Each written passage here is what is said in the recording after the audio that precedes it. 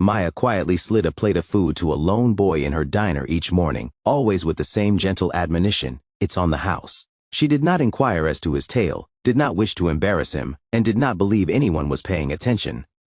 But on a rainy morning, 4 black SUVs drew into her small, rundown diner. Out came a gray-haired gentleman in a tailored suit, followed by a quiet entourage of individuals. Everyone in the room came to a standstill as they entered. Who were these people? And why did they visit an establishment where kindness was the only thing on the menu? Welcome to Still Talking Tales, where we inspire you on the go. Now hit that subscribe, and let us get to what really went down. Harbor Springs was the kind of town that if you blinked, you'd miss it. You could drive through and not recall you'd been there at all, unless you lived there. The town was a world pocket folded in on itself, close streets hunched toward the water, the stores leaning against one another as if to keep them from blowing away. The harbor came to life each morning with a gradual traditional ritual. Nets hauled in, engines coughed, gulls fighting over yesterday's catch. Salt and diesel weighed heavy in the air, mixed with the scent of onions cooking and the minor constant warmth of human routines. On Dock Street, nestled between a bait shop and a faded used bookstore, stood Maya's diner. The neon sign over the awning buzzed like an old friend, a letter gone in the middle but still stubbornly winking. The windows steamed up in the winter and fogged up in the summer, and the bell over the door rang its gentle chime each time the door swung open, like a tiny punctuation mark in the dialogue of the day. Maya had been the diner's owner for 12 years, since her husband died. She kept the place together with a kind of pride that was more grace than business sense. Her hands were worn from labor, her laugh was quick and small, and she remembered how each person took their coffee, as if it were a superpower. She spotted the boy the way she noticed all the things that mattered, by the way they disrupted the rhythm of the town. It was a Tuesday and it was raining, with rain splashing against the diner windows. The breakfast crowd had slowed to a table of aging fishermen swapping stories, a pair of lovers on a business call, a truck driver destroying what was left of his eggs. The bell above the door rang, and the boy came in. He was no more than 11. His coat was too small, sleeves falling too far from his wrists. His shoes were soft and worn down at the toes. He moved with an economical caution, as if he had been trained to take up as little space as possible. When Maya arrived with her notepad, he asked, quietly, for a cup of tea.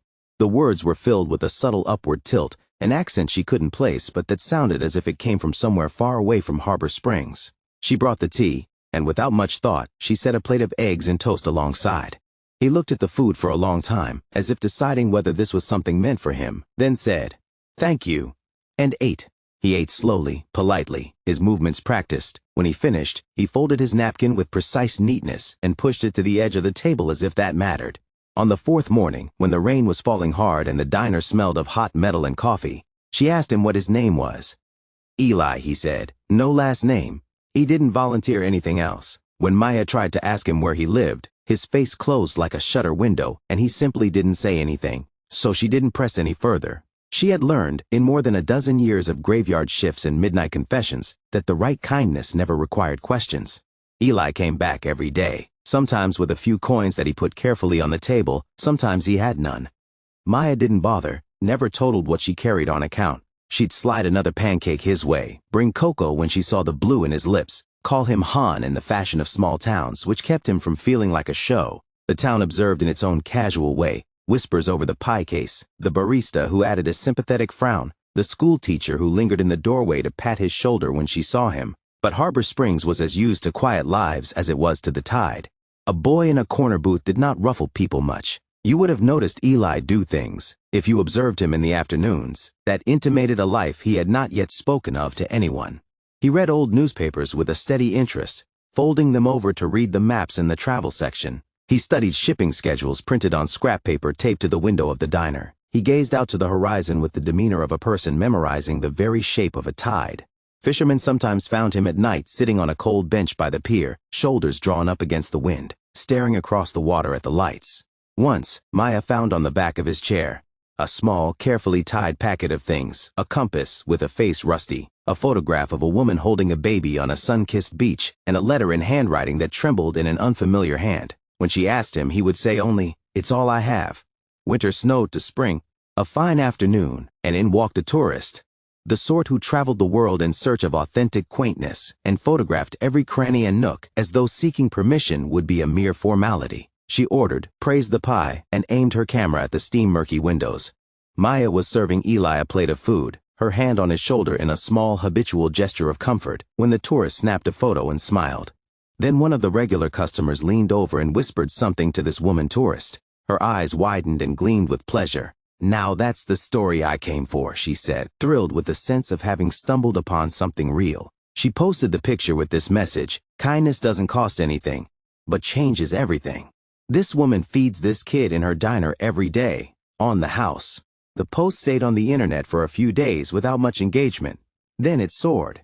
It went from the tourist's followers to strangers, from strangers to local forums, and within a week it had gone viral in a way Maya never could have expected. People praised her in the comments. Somebody asked for a GoFundMe for the boy. A radio host invited her to call. Maya squirmed when strangers praised something she'd always taken for granted. Eli, on the other hand, seemed to lose a size in the mushy attention. He shrugged when she showed him the comments, but something skittered across his face. Not shame, but something colder, more intellectual, like a clamp of fear that the world would get in on some place where he had worked to be invisible. He came in less often that week, and, when he did, he folded his napkin with hands that trembled the way a person's hands tremble when they have been hiding a secret too long.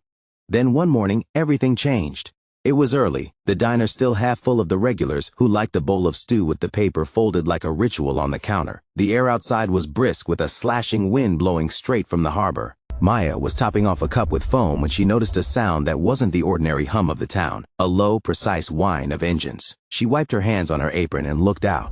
4 black SUVs were gliding into the small parking lot, their paint slick with a rain that seemed to have the sheen of oil. They stopped in a neat, silent line. The bell over the door jingled and the first man stepped out. He moved with a measured confidence, silver at his temples, a fitted coat that might have been tailored to stand by itself. A dozen men in dark suits followed him, each man moving in the synchrony of a practice drill.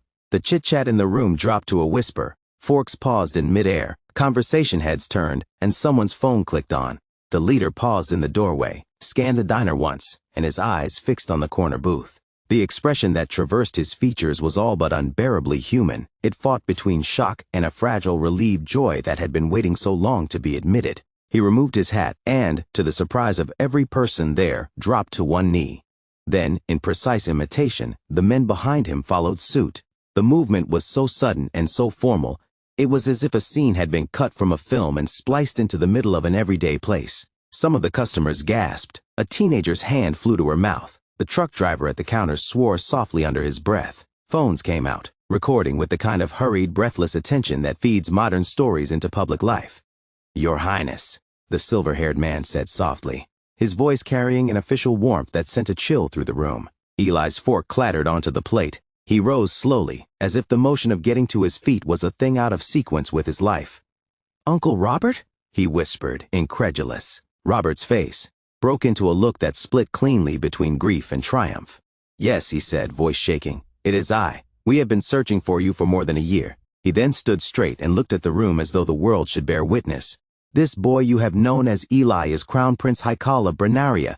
The words dropped like a stone tossed into a still pond. To this, the diner exhaled in a prolonged swell of astonishment. The banter of the fishermen burst into questions. Phones went from record to transmit. The gray-haired man, Robert, kept speaking, and his voice was a steady thread sewing the small room into the far world that he described. He told them plainly and guardedly that Bernaria was a small, wealthy sultanate abroad, its palaces glinting with gold and oil-rich prosperity, its power veins run by a dynasty tangled in old loyalties and knotted jealousy. He told them that the night the prince disappeared had been classified as an accident, a small pleasure boat capsized, a deadly mistake in foul weather. But he did not use accident now. He called it what it had been in the bitter, secret thoughts he had carried within him, a plot born of greed. He spoke of family grudges, sharpened to something lethal, of clandestine meetings, and a conspiracy to remove a line of inheritance by assassinating a father and a son. When the ship sank, Robert continued, the prince's mother placed him in a small boat and pushed him away out into the night. She went back for him and did not come back. He paused, and the mistiness in his eyes was apparent even from the back booths. We believed we had lost him. The dining area appeared smaller, as though the walls had moved inward to contain the depth of such grief. What we did not expect, Robert went on, was that one image, a mere snapshot of human kindness photographed in a small town, would bring us to this table. He extended a copy of the tourist's posts. A member of our family stumbled upon it by chance. We followed the neon sign of the diner in the terrain, and we followed the thread. Maya felt dizzy. She remembered taking the plate to Eli, the faint warmth of the touch, and how his shoulder had appeared too weak to support the line of his pride. She had not been aware of the kind of map a face could become in the hands of other people. Robert approached Eli as if the rest of the world could wait. "Hi, Carl," he said, using the boy's actual name.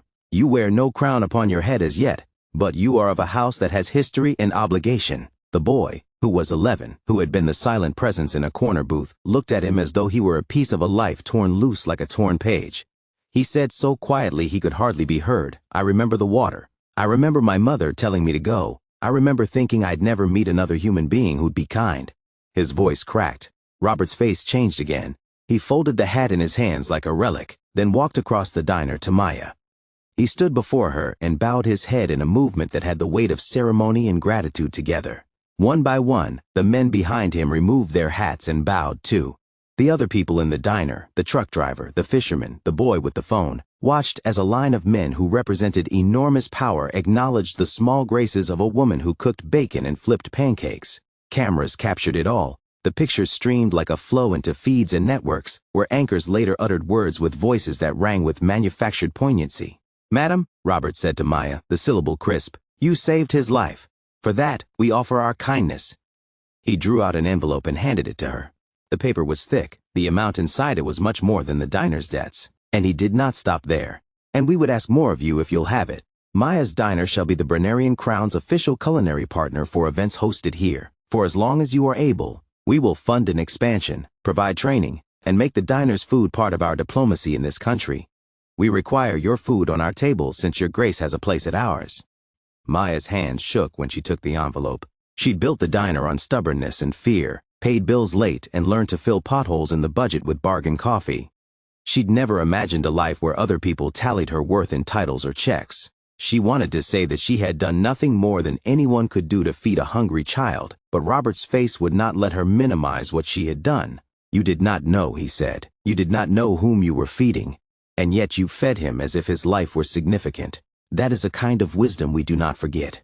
Thank you." The men's men stood upright, and the instant dissolved out into the world again. News trucks gathered, citizens clustered. The clang of plates resumed, but with a different intensity under the sound. By evening, the tale had broken in pages and wires. And by morning, Maya's Diner was no longer just the restaurant on Dock Street where fishermen ate breakfast. It was a dot on a map of human interest, a low place lifted by an event that was both agonizingly private and aggressively public.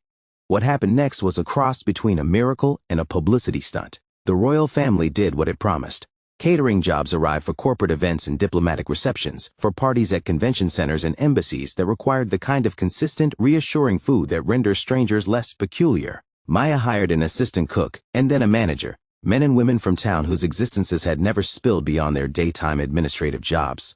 She bought a van and had the name printed on the side in subtle gold letters, Maya's Diner, by royal appointment. She renovated the back kitchen with stainless steel and a new hood and learned to read invoices like scripture. Nevertheless, the changes were not all material. The fame brought cameras and questions, and a type of exposure Maya didn't appreciate. They wanted to hear the true story, to reduce a complicated life to a tidy headline. The photographer who originally took the picture stopped by once, offered to pay for a consult, and apologized for the publicity.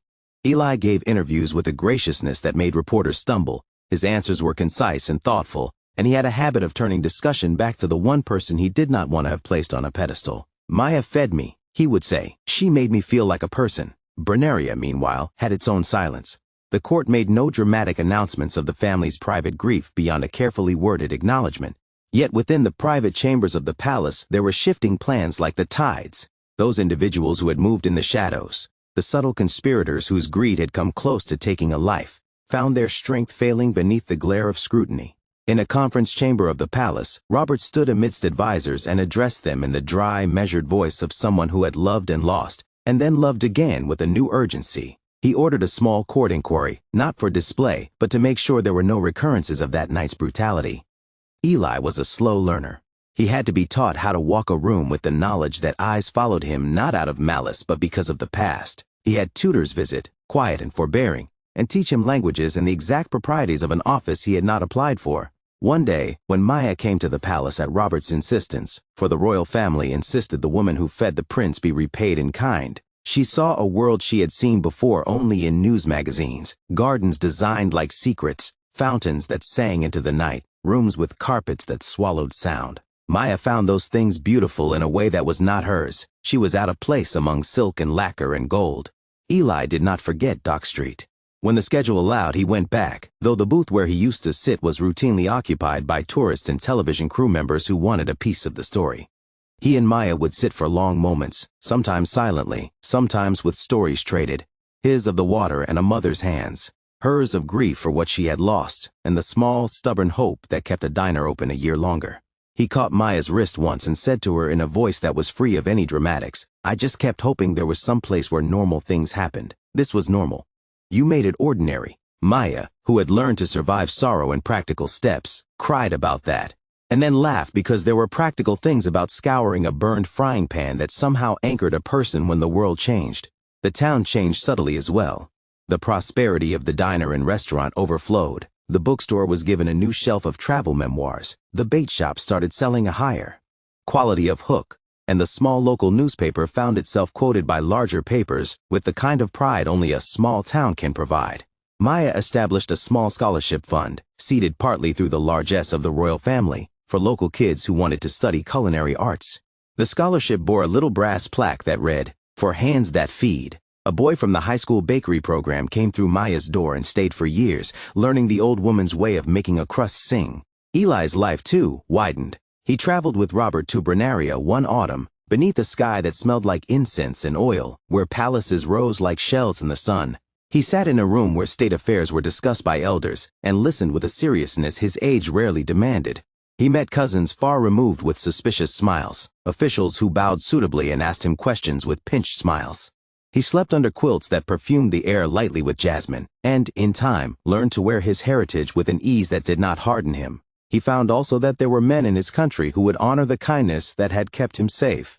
Years later, when Maya's hair was more gray than brown, and the neon sign of the diner required the coaxing of an electrician, she would stand at the window and watch a parade of events carried from her back door to 100 formal rooms, and think about how tiny, persistent actions had a way of building force. The framed photograph from that very first morning, Maya pushing a plate in front of a boy, his head tipped slightly in gratitude, occupied a place of pride near the register, alongside other memories, a birthday card from a customer who had become a friend, the menu signed by a traveling orchestra, and a postcard from Bernaria with the royal seal stamped on it. Customers came into the diner and pointed at the photo and whispered and then ate their eggs, folding their napkins politely afterward. On slow afternoons, Maya would remember the first couple of years, paying bills by sleeping less, figuring out how to fix a broken stove with duct tape and patience, learning the difference between a good pancake and a great pancake. She would remember Eli's small dignity and the way he had refused to make himself smaller than he was, even when he had every reason to hide. She would think of his mother, a figure caught in a photograph, whose courage in a dark water had become the axis on which life turned. She would recall Robert's eyes when he knelt and the way his gratitude had opened a door that had seemed forever closed. And at the heart of all those recollections was a silent truth Maya had always known. The measure of kindness wasn't a ledger, but a compass. You did not feed someone to get a reward. You fed because you could not bear the thought of a child being cold. But every so often the compass pointed inward. Sometimes the little things that you kept on your counter like clean plates ended up being keys. Others filmed the kneeling that morning and replayed it 1,000 times on newsreels and morning shows. But what remained with Maya was simpler. A boy who had drifted over water and into a warm place in a corner booth had been kept going by a woman who understood how to make a proper cup of tea.